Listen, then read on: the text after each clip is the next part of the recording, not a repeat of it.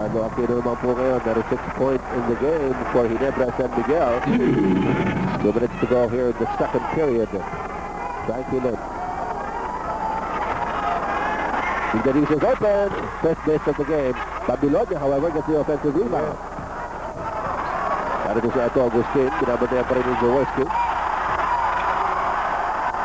Inside pass, taken away by Foul. EJ Foul with the steal. Here's Pino Jerez. And after the Frankie Lim. Vince Hizon. Yung pass break na pumapatay sa San Miguel. Coming from 2 turnovers already, no? Oo. Medyo matindi itong arangkada ito ng Ginebra San Miguel on fast break. 4 points now by Ginebra. 52-48 is the score. A minute and 17 to go here in the second period. Babylonia versus EJ Foul. Frankie Lim tumunang kaliwa lang kay Jaworski. Frankie Lim pa rin. 1 second on the shot clock. Uy, hindi na nakita. Turnover na naman. Right. Oo. Kanina na ibigay mo yung statistic mo na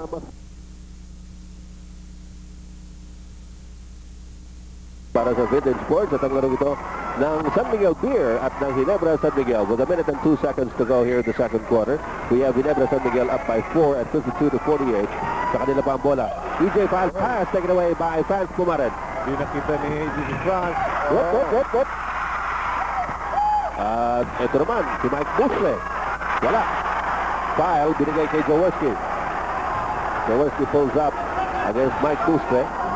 Naghahanap ng buwa pa sa binigay kay Pino Jerez against Agustin. Here's Marlo Aquino versus Indonesia. There's the stretch at the miss. Still a 4-point lead here for Ginebra with half a minute to go in the second quarter. Franz Pumaren. Nakatingin sa game clock. There's about an 8-second differential between the shot clock and the game clock. Pumaren picked up by Foul now. Nalito si Babylonia pero napunta pasa kay Aquino. Masyado malakas si Pasa. Then Hizon tries to save it and goes out of bounds. 11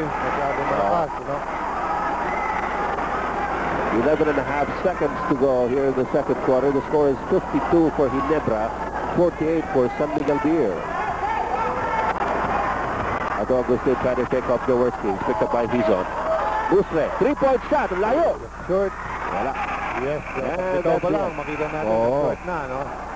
Medyo hinabol niya yata yung point lead over San Miguel Beer, 52-48. Abangan po ninyo sa ating halftime feature. Ito, maraming gusto mapanood dito. Yung top 10 plays po natin. Yes, maganda yan. Coming right up, folks.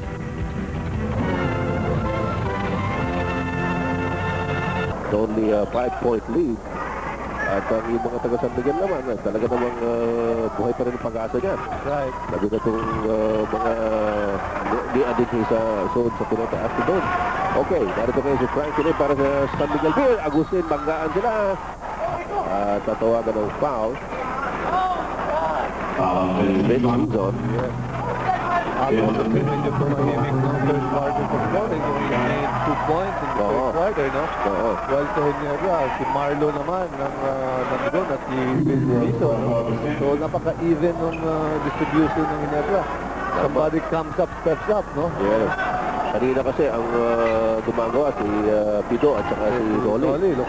Although gumawa rin si Pido at saka si Noli, pero ang brand ay kay Marlo Aquino, tapos si Vince Hizon, medyo pumutok-putok nito sa third quarter. Ito, papasok na naman si Coach Jaworski at lalabas si Vince Hizon.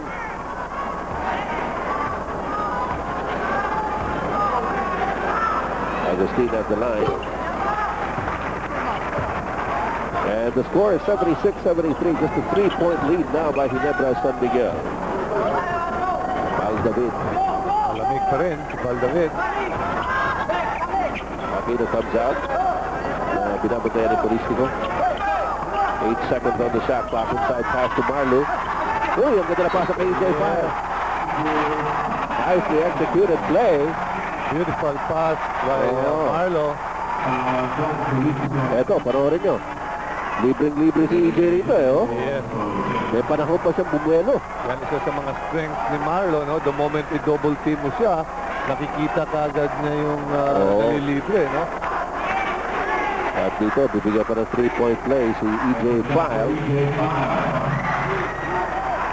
Pinipilit ng gisingin ng mga Ginebra fans at ng mga players, trying to egg them. At narito ngayon ang San Miguel Beer naman. Down by 5. 78-73.